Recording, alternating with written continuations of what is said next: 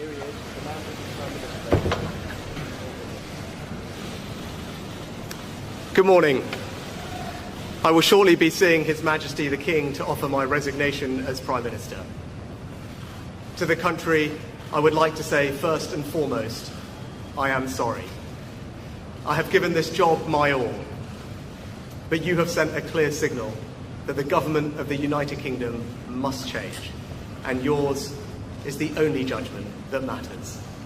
I have heard your anger, your disappointment, and I take responsibility for this loss. To all the Conservative candidates and campaigners who worked tirelessly but without success, I am sorry that we could not deliver what your efforts deserved. It pains me to think how many good colleagues who contributed so much to their communities and our country will now no longer sit in the House of Commons. I thank them for their hard work and their service.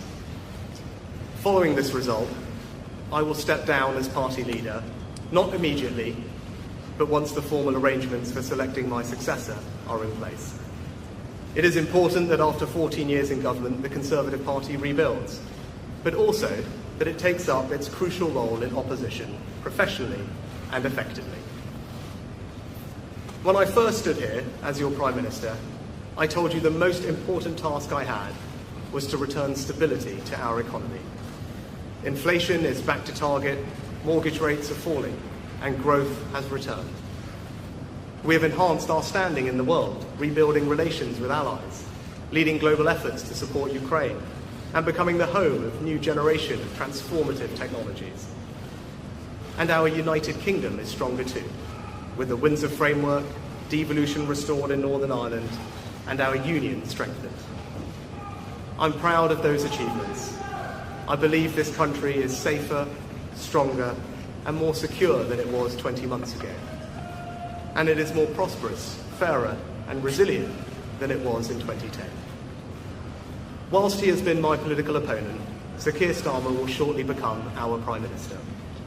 In this job, his successors will be all our successors, and I wish him and his family well. Whatever our disagreements in this campaign, he is a decent, public-spirited man who I respect. He and his family deserve the very best of our understanding as they make the huge transition to their new lives behind this door, and as he grapples with this most demanding of jobs in an increasingly unstable world. I'd like to thank my colleagues, my cabinet, the civil service, especially here in Downing Street, the team at Chequers, my staff, CCHQ, but most of all, I'd like to express my gratitude to my wife Akshata and our beautiful daughters. I can never thank them enough for the sacrifices they have made so that I might serve our country. One of the most remarkable things about Britain is just how unremarkable it is that 2 generations after my grandparents came here with little, I could become Prime Minister, and that I could watch my 2 young daughters light Diwali candles on the steps in Downing Street.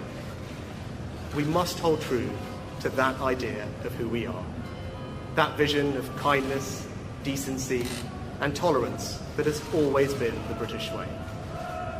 This is a difficult day, at the end of a number of difficult days. But I leave this job honoured to have been your Prime Minister. This is the best country in the world, and it is thanks entirely to you, the British people, the true source of all our achievements, our strengths, and our greatness. Thank you. Rishi Sunak there.